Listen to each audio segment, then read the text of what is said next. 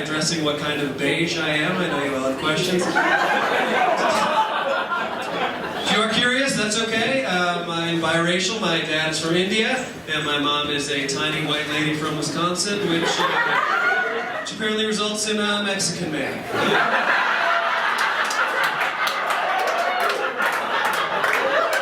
Now that we've addressed that, let's move on. I just want to see your shoes! Folks, I hate to brag, but I hit kind of a cool milestone recently. A couple months ago, I actually hit the 2-year anniversary of getting a divorce at the single worst time to become single in history.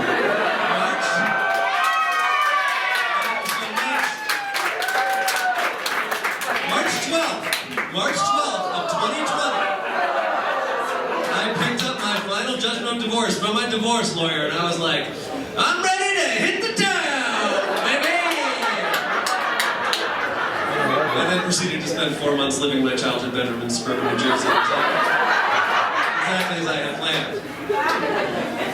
It was tough, right? Because my whole job was talking about my life, and all of a sudden my life was changing dramatically, and I had to figure out how to transition from a relatable married comedian to a statistically more relatable divorced comedian. That had not been part of my plan. This is what I learned, right? When you're going through a divorce, no one knows what to say. People try to be nice, but they don't realize that what they're saying is coming off most of the time.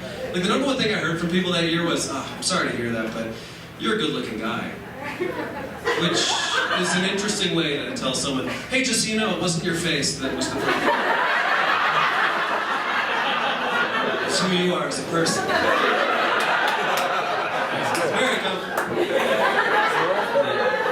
It can always be worse. People love to tell you it can always be worse. There's always the same frame of reference, which I find interesting. It's always like, hey, it can always be worse. I mean, think about it. There are people out there who are starving. Also bizarre to be like, hey, I know you're awfully depressed, but have you considered thinking about famine recently? I'll lift those spirits right up.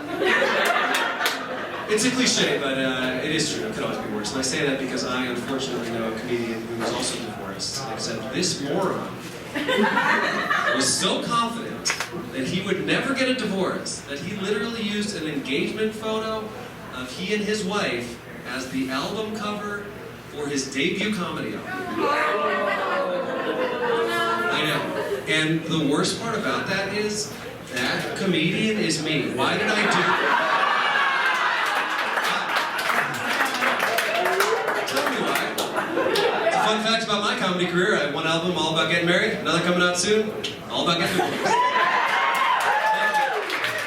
I like to think of myself as stand-up comedy's Casey Musgraves. It's a niche joke, but if you get it, it's quite good. During what I can only describe as the most cartoonishly depressing part of that year, I at one point had been kicked out of my nice apartment with my wife and dog and was sleeping on the floor of an already shared one-bedroom apartment where the other 2 residents were a magician and a 64-year-old Indian man who looked strikingly like my dad. Weirdly like my dad. And in some ways it was actually kind of comforting, like my dad was with me, supporting me in spirit through this horrible ordeal. On the other hand, this dude was also divorced and worked in the complaint department at LaGuardia Airport. There was a bigger part of me that was like, is this just me from the future trying to warn myself? I don't know if you've ever shared a fridge with your destiny. Biggest joke. I did, as I mentioned, have to move back in with my parents, my actual parents at one point. And the toughest part about that was that they were too supportive of my dreams. Here's what I mean by that. When I was home, I started doing virtual comedy shows, and they wanted to watch all of them. It's very sweet. I also think they were incredibly bored.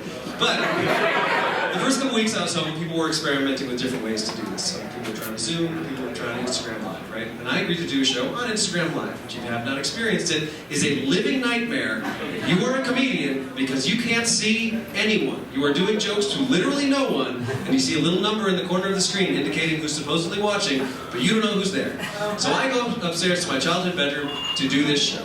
Unbeknownst to me, my supportive parents tune in from downstairs in the same house. And I don't want to gloss over how genuinely impressive it is that they figured out how to navigate their way into an Instagram Live. Credit where it's due. So I have no idea that they're watching this, and the whole premise of the show is that we're all going to try our new quarantine material. And I tell this joke about how I feel the worst for teenage boys who are quarantining with their parents, because I know when I was a teenage boy, the only thing that got me through the day was knowing that my parents would inevitably leave the house at some point. Some time alone. And now I feel ridiculous as this man in my 30s forced to live with his parents again, just praying that they go for a walk once a week. So, I have no idea that they've heard this, and it only becomes clear to me a couple days later when I'm sitting in my room and I hear my mom very dramatically yell up the stairs, "We just wanted to let you know that we are going out for a walk now! We will be gone for between 20 and 30 minutes!